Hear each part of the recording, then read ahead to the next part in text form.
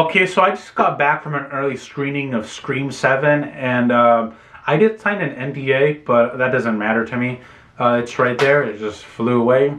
I saw it, it was amazing, and Matthew Lillard was in it as Stumacher. Let me just say, for everybody in the Reddit pages, on the Reddit community, for the Scream Reddit, everybody who said that his return was going to be limited to only 5 minutes, 3 minutes, all of you were absolutely wrong. He got more screen time than Neve Campbell. Than Neve Campbell, Sidney Prescott. And also, I want to say that David Arquette made an amazing... I'm just coming out of the gate spilling this. They may be wondering, how do you know that this information is true? You don't. But if you watch this video till its entirety, and you go watch it on February, 26th or something of next year, so like literally like 2 months, you are going to be able to... You're going to watch this video. If you don't want to know any more, if you want to know, we already know that Stumacher's in it. But if you don't want to know any more information, don't watch it. But if you do, and you want to know if this is true, because up until now, this seems fake, but I did sign the NDA.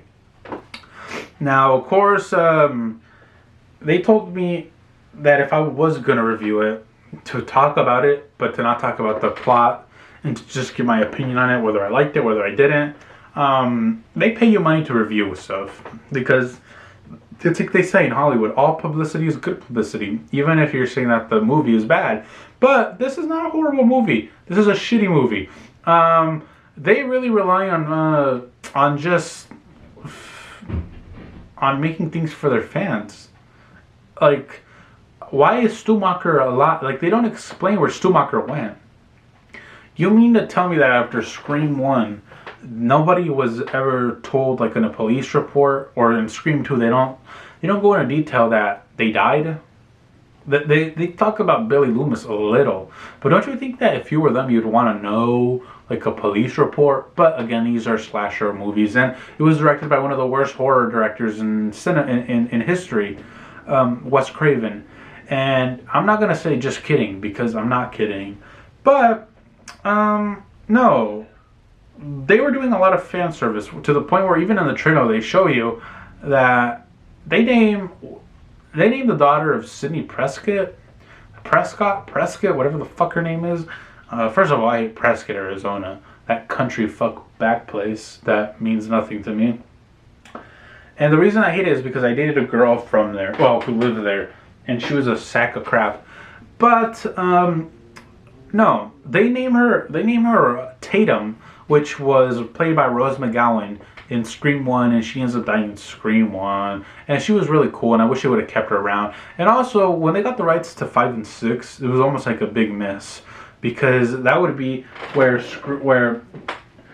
God, let's see, look, that's where Dewey Riley would go on to get killed.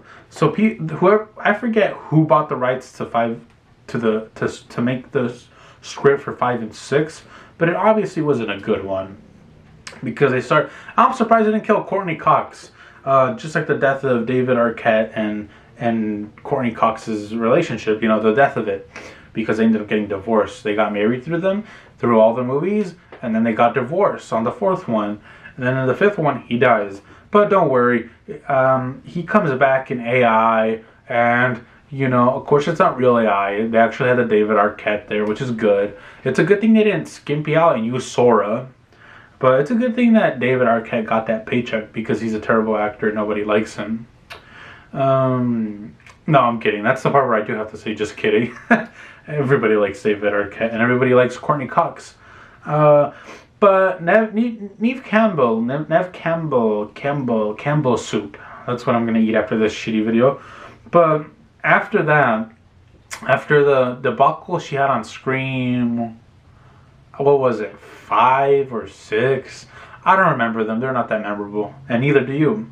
You probably are wondering, wait, there's a 7? Don't you have to make 5 and 6? They were made a few years ago, and they were released. But then there was that whole famous incident.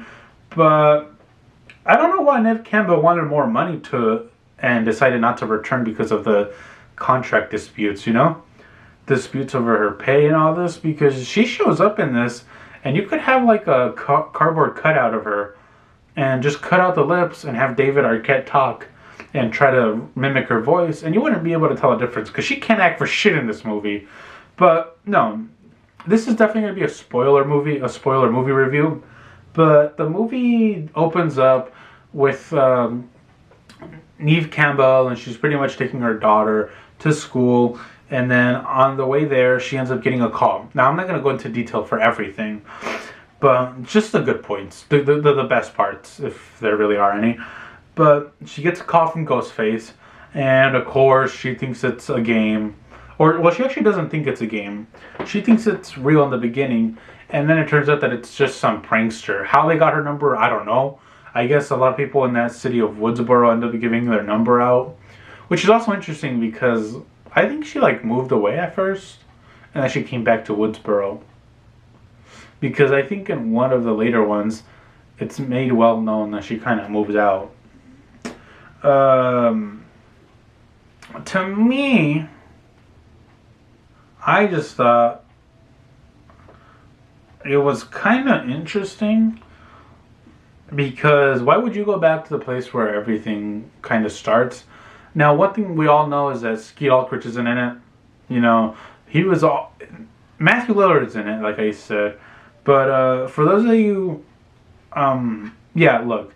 So Stumacher returns, and somehow he has, there must be like, he must have had Kris Jenner's surgeon, because he looks good as new. He looks like only 20, 30 years had gone by since Scream 1. He looks like Shaggy, in other words. He doesn't look, all those speculations about how Stu is dead, he's going to be scarred. It doesn't make, I don't know how, but he's not. He must have used like Neosporin and that acne product Proactive that Adam Levine used to use, that he was a spokesman for, which I don't even think Proactive was alive when Adam Levine was a teen. So he must have, that lying fucker, you know, we should have seen it. We should have seen when he was lying about his wife, saying that he was, that he wasn't cheating with his wife with that Instagram model, that cheap hooker Instagram model. But that's why I don't like it, you know? But that being said, a lot of this is going to be surrounding Stumacher and slash Matthew Lillard, because he really is the Voldemort of this movie. A few people do end up dying. So Neve Campbell comes close to dying, but of course she doesn't, because you can't do that. Courtney Cox unfortunately bites the bullet, almost literally. She doesn't bite it, but she does get shot a few times. She gets shot twice here, and when she gets shot, she turns around because of the momentum of the bullet, and she ends up spinning forward, and of course gets shot in the back. Now you might be wondering, well, who does it? Is it Stumacher? No. Apparently it's Mickey, played by Timothy Olyphant. It's revealed that he also didn't die, that he was shot in the head. But rather than it being him, it's his twin brother. So he has a twin brother and he's seeking vengeance. Why it took him 20 years to track her down and get with Stumacher and do this stuff, I don't know. Don't ask me. Kevin Williamson wrote this script once again, so it doesn't make sense. But so that's the death. Not a lot of people die in this.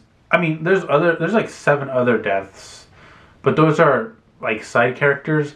Jen Ortega isn't coming back in this, but what I will say is that there is like an after credit scene, and it's a flashback, so you have to wait for it. But that's about as much as I'm going to give right now. Again, I can only give so much, but that's all I'm going to talk about.